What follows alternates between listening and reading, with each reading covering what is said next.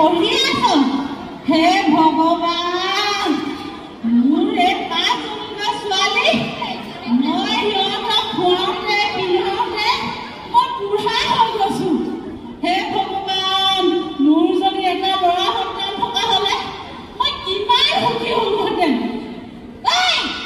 তহঁতে কিনে পঢ়ি ক আঁতৰ হাবোৰ চাওঁনা আঁতৰ হা ছোৱালী পঢ়ি শুনি কোনো লাভ নাই তহঁতে তিনিদিনত বিয়া হ'বই লাগিব তহঁতে মোৰ পৰা আঁতৰ হা পাছত ক'ব এই মহেশৰ পাপেৰে একো এটা নিশিকালা বুলি আঁতৰ হয় তহঁতে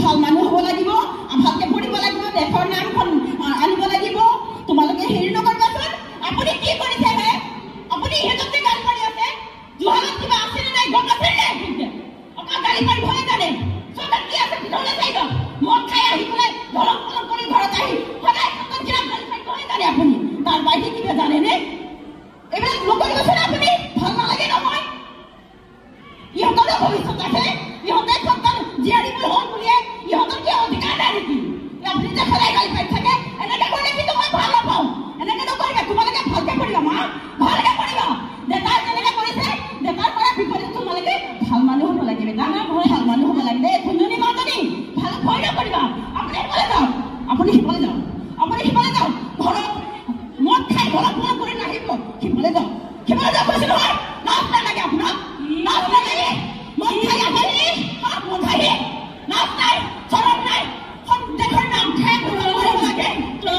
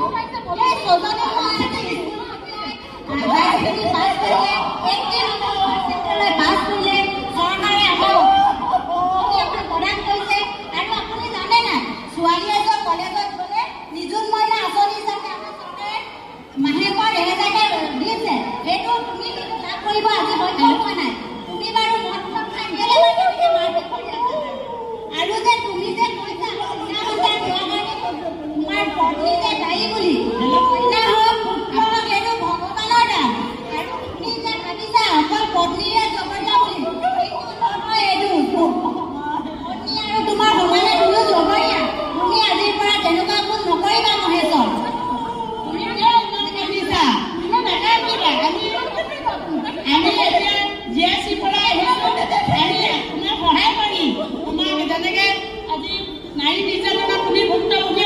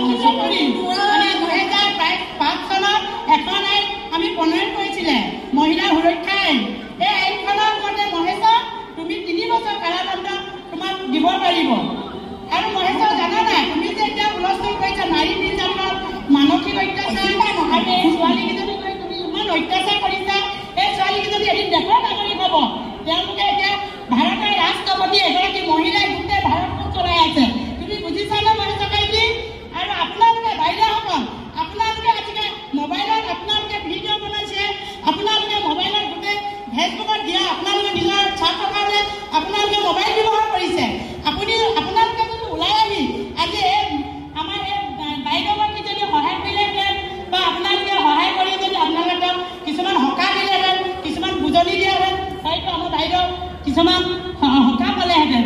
এই বাইদেউক আমি এতিয়া মহেছা তোমাক 181 নম্বৰত এতিয়া ফোন কৰিলে তোমাক ৰেষ্ট কৰি লৈ যাব।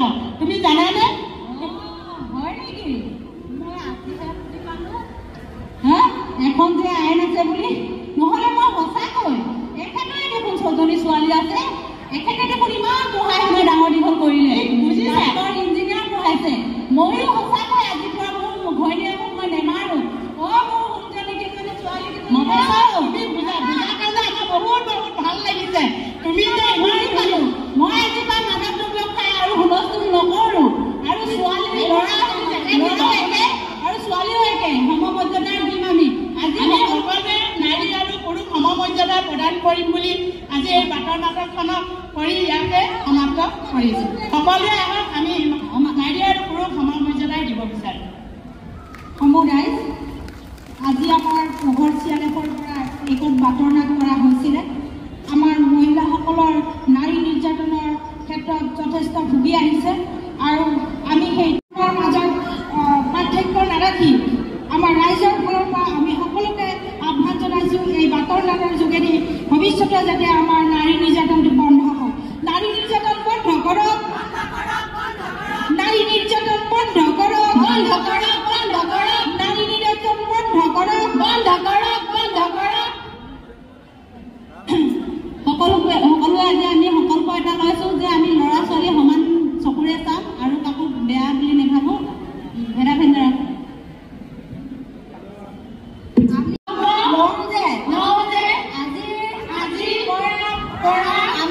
আমি সকলোৱে ল'ৰা ছোৱালী বিভেদ নাৰাখোঁ।